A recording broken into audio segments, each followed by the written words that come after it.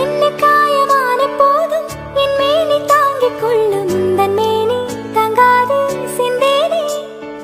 எந்தன் காதல் என்னவென்று சொல்லாமல் எங்கு எங்கு அழகு வந்தது.